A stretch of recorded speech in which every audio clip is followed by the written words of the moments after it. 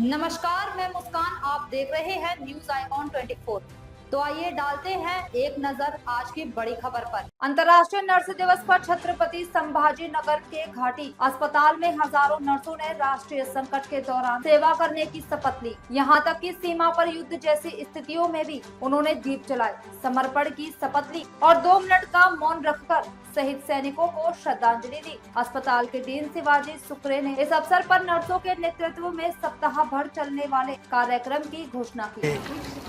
एक हे केडर एकमेव असं आहे नर्सिंगचं की जे 24 तास वार्डमध्ये पेशंटच्या सोबत असतात। डॉक्टर आपल्याला माहीत आहे राहून घेतील, ऑपरेशन करतील, त्यावरचे उपचार सांगतील, लिहून देतील आणि ते बाकीचे कामं करतील। परंतु परिचर्या अशा आहेत की त्या 24 तास 24/7 जे आपण म्हणतो तर ते या सेवेला वाहून घेतलेलं आहे आणि त्यांचं योगदानाचं महत्त्व आपल्या सगळ्यांना माहीत आहे आणि त्यामुळं त्यांना शुभेच्छा देऊन त्यांच्या कामाची दखल प्रशासनानं घेतलेली आहे।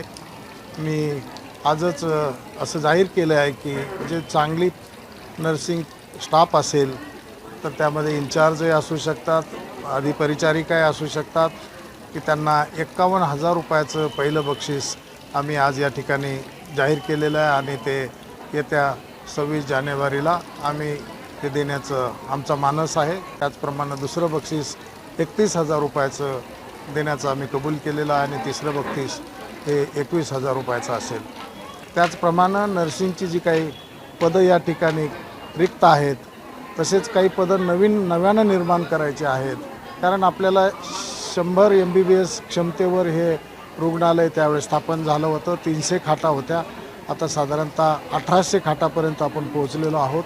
तर त्यामुळं नर्सिंगची संख्या वाढली पाहिजे, पदं वाढले पाहिजे, ते पदं निर्माण झाले पाहिजे, यासाठी आमचा प्रशासनातर्फे प्रयत्न आहे। सर्व जगातील नर्सेसला मी हार्दिक शुभेच्छा देते आणि ह्या दिवसाची सुरुवात ज्या फ्लॉरेन्स नायटिंगेलनी हे नर्सिंग स्थापन केलं त्यांना मी मानवंदना देते। आम्ही नर्सेस काम करत असताना रुग्णाप्रती आमचे जो आदर भाव असतो तो आम्ही प्रत्येक रुग्णासाठी वापरत असतो आणि रुग्ण बरा होऊन जाताना त्याच्या चेहऱ्यावरती जो आनंद आम्हाला दिसतो त्याच्यासारखं सुख आम्हाला कशामध्ये मिळत नाही। जाताना जो रुग्ण आम्हाला आशीर्वाद देतो ही आमची सर्वात मोठी कमाई आहे आणि रुग्णाप्रती आम्ही प्रत्येक नर्स तत्पर असतो। जर युद्धजन्य स्थिती तयार आपल्याकडे झाली तर नर्सिंग आपल्या सैनिकांना सेवा देण्यासाठी कायमस्वरूपी तयार आहेत। आम्ही कुठंही रुग्णांसाठी त्यांना सेवा द्यायला कुठल्याही बाउंड्रीवर जायला तयार आहोत। आजच्या कार्यक्रमाचं आयोजन शपथविधीने या कार्यक्रमाची सुरुवात होते। सप्ताह आम्ही साजरा करत असतो, त्यामध्ये मग आता आम्ही ब्लड डोनेशन कॅम्प पण आयोजित केलेला आहे आणि मग असे छोटे छोटे कार्यक्रम जे मनोरंजनाचे वगैरे कार्यक्रम असतात ते आम्ही घेत असतो की ज्यामुळं नर्सेस आपल्या दररोजच्या कामापासून टेन्शनपासून त्यांना विरंगुळा मिळावा यासाठी हे कार्यक्रम आयोजित केलेले असतात। यामध्ये 900 लोकांच्या पुढे सहभाग होता। अब तक के लिए बस इतना ही। आगे की बड़ी खबरों के लिए देखते रहिए न्यूज आइकॉन 24। लाइक करें, शेयर करें और सब्सक्राइब करना ना भूलें।